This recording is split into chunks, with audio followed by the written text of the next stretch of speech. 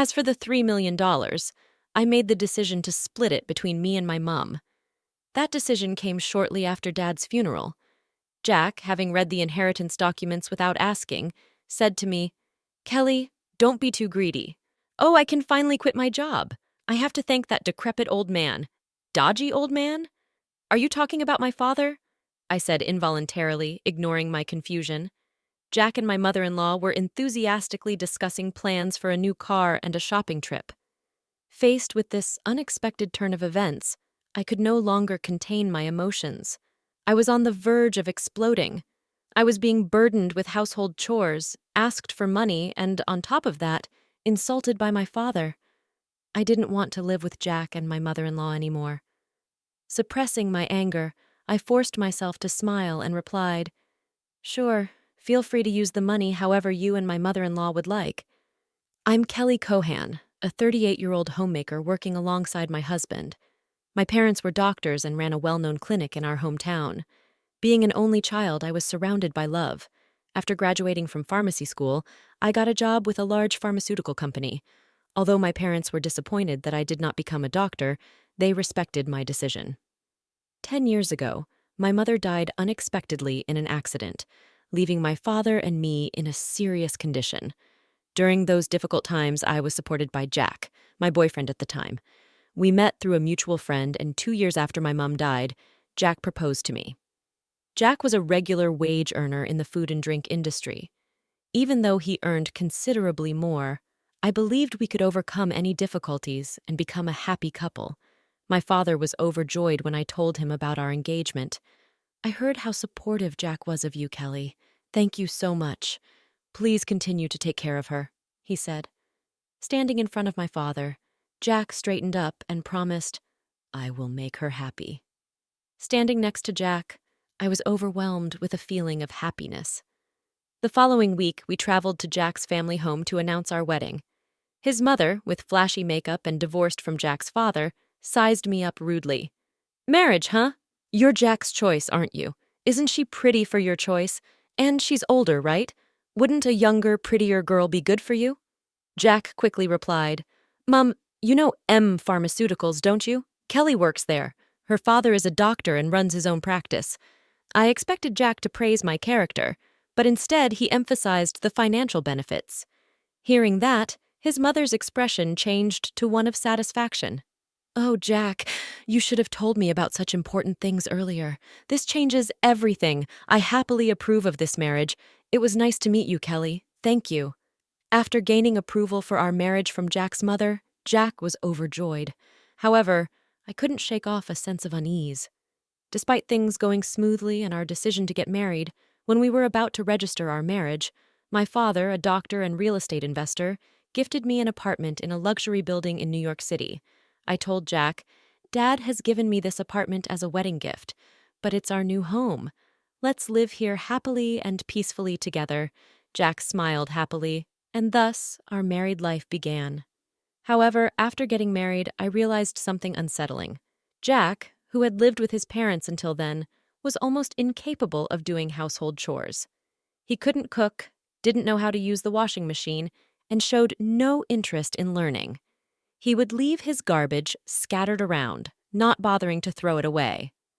While I wanted to diligently share household responsibilities, Jack's careless attitude increased my dissatisfaction.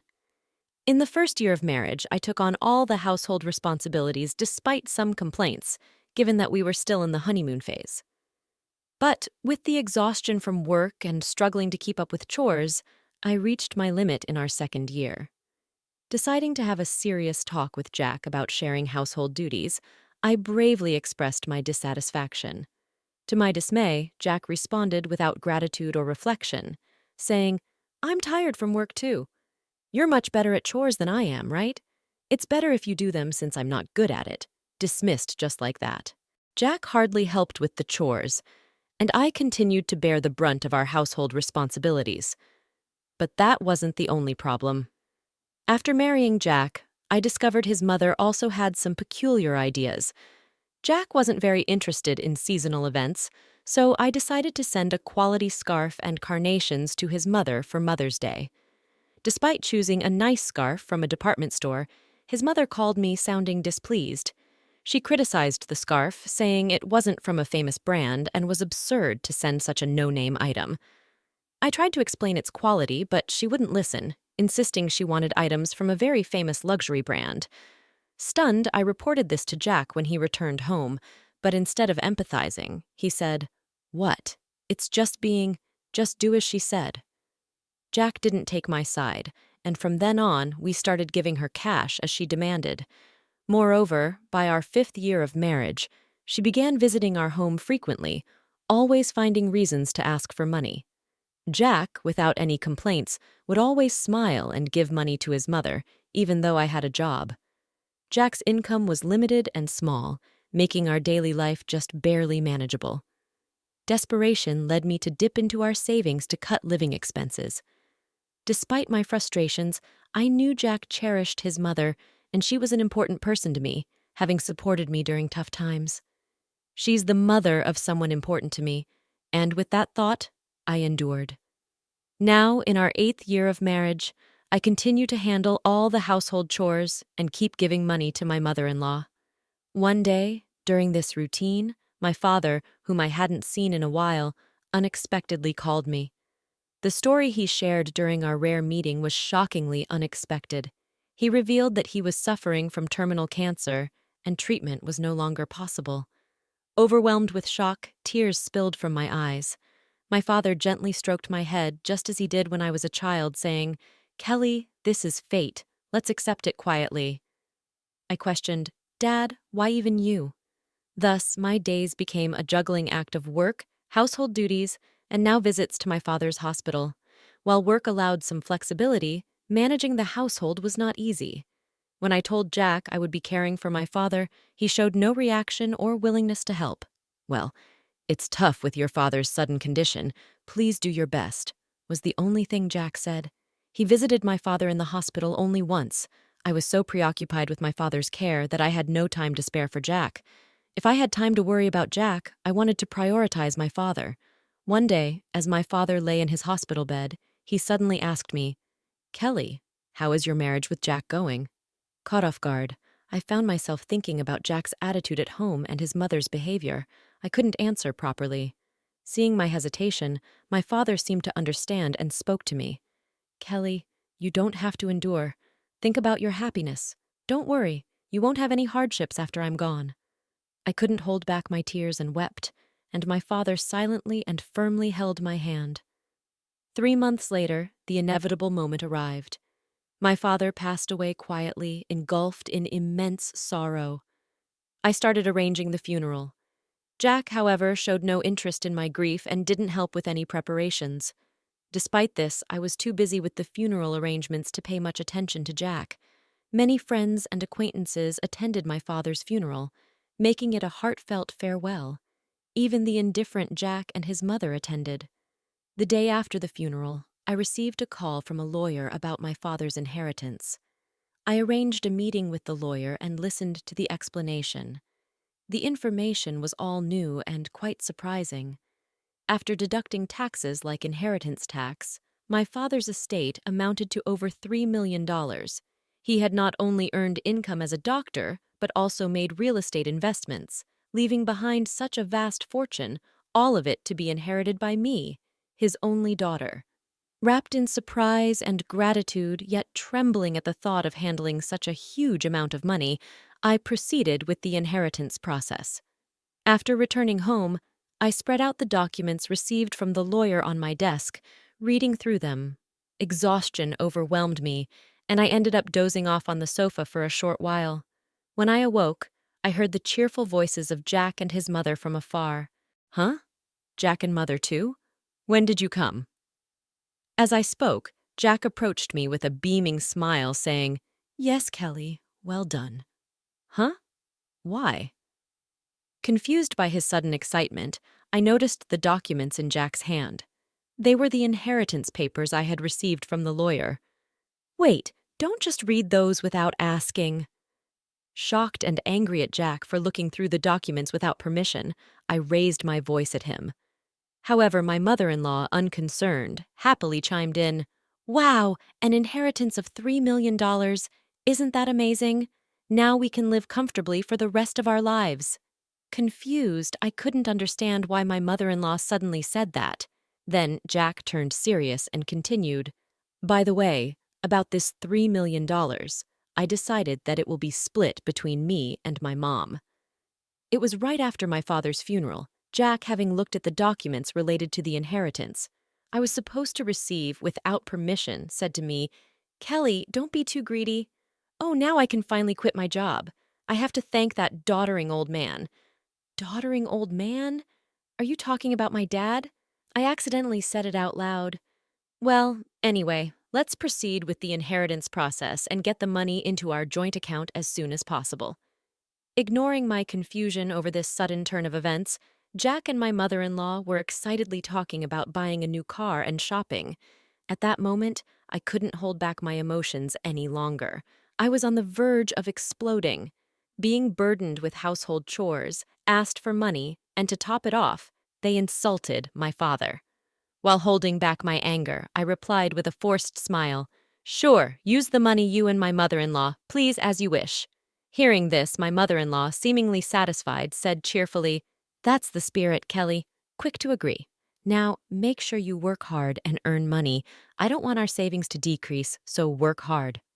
I just nodded and pretended to listen to her selfish words. Afterward, Jack and my mother-in-law began living as if they had lost their minds, consuming money lavishly. Jack quickly quit his job, and my mother-in-law practically moved in with us, staying at our house constantly.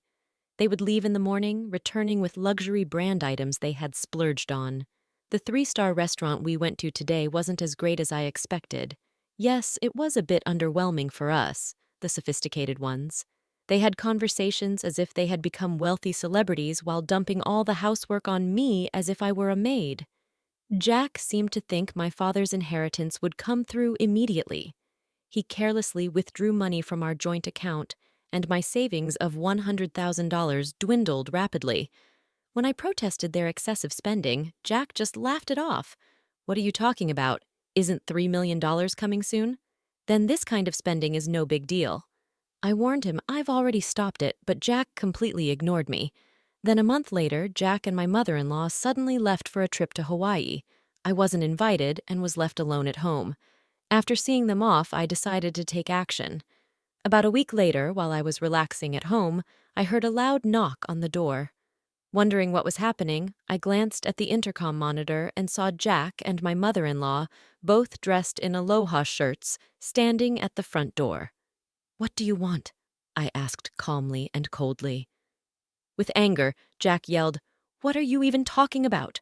Why won't the door open?" Seeing Jack and my mother-in-law confused as to why the door wouldn't open, I confidently answered through the intercom, "Well, I changed the locks on the door, so of course it won't open." "What? Why? Let's talk over this calmly at the nearby cafe. Please, go ahead, I'll join you shortly," I suggested. Jack and his mother, after shouting in front of the entrance, seemingly realized it was futile and soon headed to the cafe. Once I confirmed they had left, I made my way to the cafe.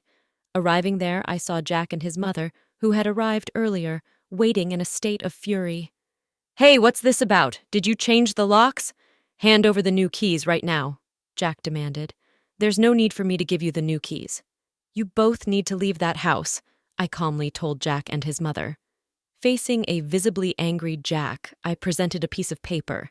It was a divorce petition I had already filled out. "Divorce? You're serious about divorcing me?" His mother was equally shocked and bewildered. "Kelly, why has it come to this?" I spoke quietly to the two, who were panicking and flustered. "By the way, you've been spending lavishly every day. Are you sure your finances are okay?" "What money?" "Of course it's fine," Jack retorted vehemently, spitting as he spoke. "Your father's inheritance is coming, right? There should still be over $50,000 in our joint account. Look, I'll show you right now. Here it is." Saying this, Jack took out his smartphone and opened the banking app to check the account. At that moment, his expression changed abruptly. "What? What's this? Why is the money gone?" "It was there just the other day," Jack exclaimed. Hearing Jack's words, his mother also hurriedly looked at her phone, her face showing confusion. I revealed the truth to them as they were panicking, not understanding the situation. Of course it's gone. I'm divorcing you, so I moved that $50,000 to my account as part of the property division. What? What do you mean? Jack's face turned to anger for a moment, but then he smirked as if remembering something. Fine. I'll divorce you, then transfer the inheritance you got from your dad right away. After all, property acquired during the marriage is split half and half in a divorce, right? Well, you might be misunderstanding something, I replied. Why didn't you know? The inheritance I received, even though it was during our marriage, doesn't count for property division. There was a moment of silence between us. Then Jack and his mother's expressions changed drastically. Perhaps they truly believed they would receive part of my inheritance. I was just astonished and could only sigh in disbelief. No, that can't be true. That's impossible. Her face turned red with a mix of denial and anger. Please check for yourself, I said mockingly. Jack started frantically searching on his smartphone. It says here, property inherited by one spouse from a parent is considered separate property. Therefore, it's not subject to division and can't be split between the spouses. Seriously? His mother, too, looked at the screen in shock. Then Jack approached me, pleading desperately. Kelly, please don't divorce me. I have no savings and no job. How am I supposed to live if you divorce me? Faced with Jack's plea, I spoke to him clearly and firmly. What are you talking about? Take responsibility for your actions. I will never forget how you both treated me. I'm divorcing you. I'll go to court if I have to. Intimidated by my fierce demeanor, which they had never seen before, Jack and his mother shrunk back in fear, whimpering softly. Leaving the two of them dejected, I walked out of the cafe. Later on, Jack and I were able to go through the divorce proceedings without any issues. The $50,000 I had moved from our joint account was recognized as part of the marital property division. Eventually, I managed to get Jack and his mother out of my house. Jack, having already squandered the money from the property division, found himself penniless. Furthermore, he was overwhelmed with bills from the overseas trip and other expenses he had paid for with his credit card, quickly sinking into debt. Jack and his mother had to take on even more debt to make these payments, and they now live in a rundown apartment, working tirelessly every day to pay off their debts. The stark contrast to their former lavish lifestyle has been a huge shock for them. On the other hand, I sold a condo I used to share with Jack. I then moved into the apartment that used to belong to my father. I continue to work as before, but with the inheritance I received from my father, I am living a comfortable life financially, with gratitude to my late father in my heart. I want to start anew and cherish my life ahead. I aim to protect my happiness and spend my days peacefully.